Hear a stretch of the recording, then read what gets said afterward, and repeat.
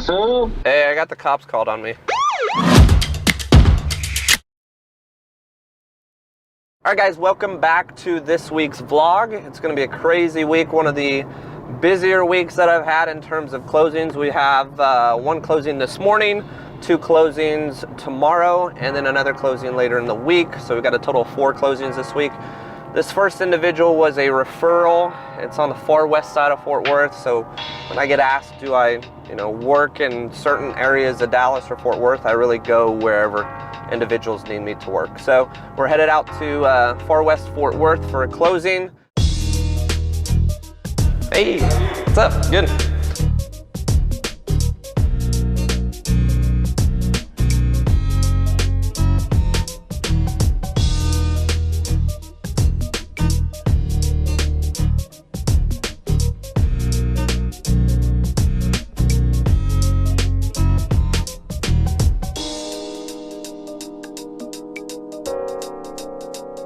We're a bit early. So in real estate, oftentimes what people will have is they'll need to sell one house to move to the next house. So obviously this house is being sold to Erica and Lee. The owners of this house need the funds from this transaction to apply to the next transaction. In order for that to happen, it all has to happen today.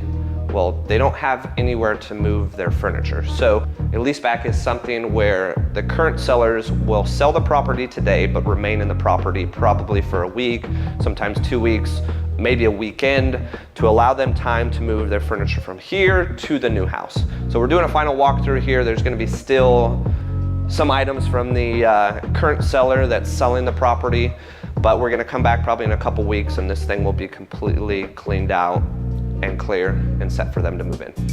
So obviously their stuff's still gonna be here because they haven't moved out yet.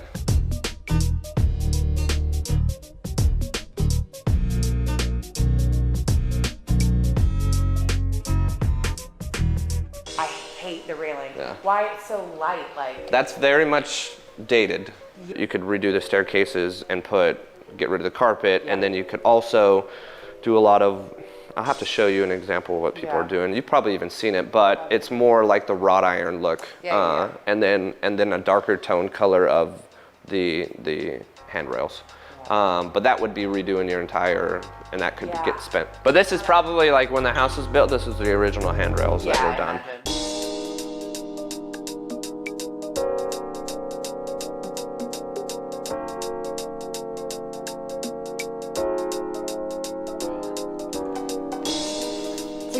You're set? Are we? Yeah. You guys are homeowners. Okay. What do we do? Oh, there's a key attached. Yeah, you're good. Cool. Sweet.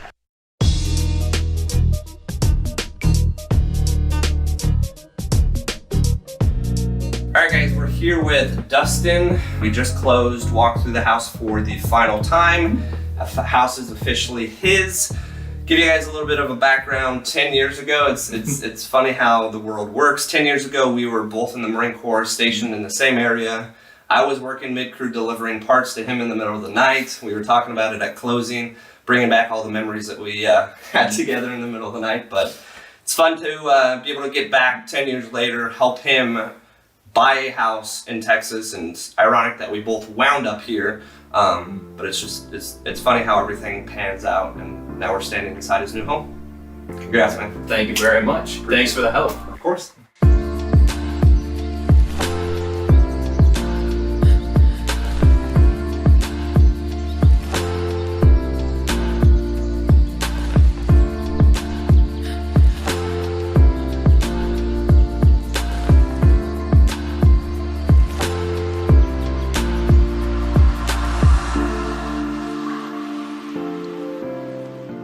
All right, we are inside a duplex. This is actually how I started my investing. As you can kind of see, duplexes aren't going to be beautiful. They're built for an investment purpose. The individual that's purchasing this is actually going to be a pure investment.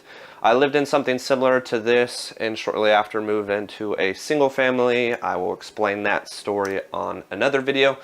But we're finishing up here, doing a final walkthrough for an individual Gonna go do the other side, take a look at the other side, make sure everything is good to go, and then head to our closing. I do have a video on house hacking a duplex with your VA loan, but you can house hack a duplex even with a conventional or FHA loan, meaning occupying one side, renting out the rooms, and still having the whole other side to rent out as well.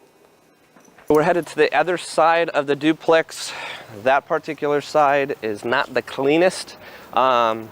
Don't know if this other side's occupied or not. If it's occupied, obviously we're not going to get any footage in there, but I can tell you firsthand, having already walked through it during the inspection period, one side is considerably nicer than the other.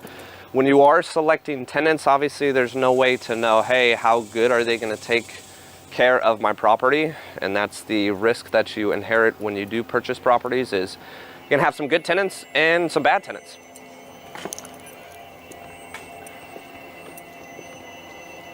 This side is a very clean tenant. It's more really an ideal tenant that you'd want.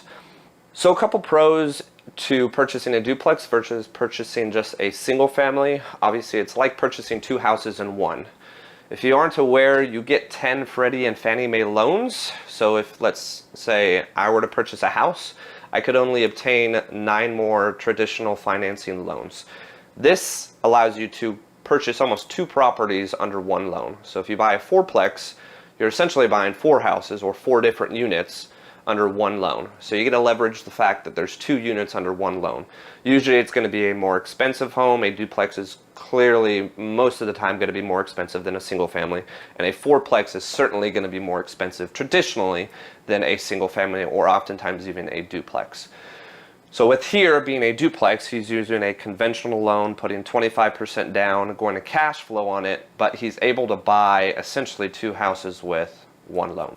At the end of the day, with purchasing duplexes, or really purchasing any investment property, the biggest thing is going to be sacrifice. So for me, I've been sacrificing the last 3.5 years living in multifamilies, living in houses that were being renovated, and living in properties that I knew for the long haul would help me and my future. So for instance, this is maybe not a turnkey, beautiful, brand new construction home, but in the long term, you're going to get much better returns on a multifamily house or something that has a little bit more wear and tear than a new construction home. And that's not to say that a new construction home is not a great investment.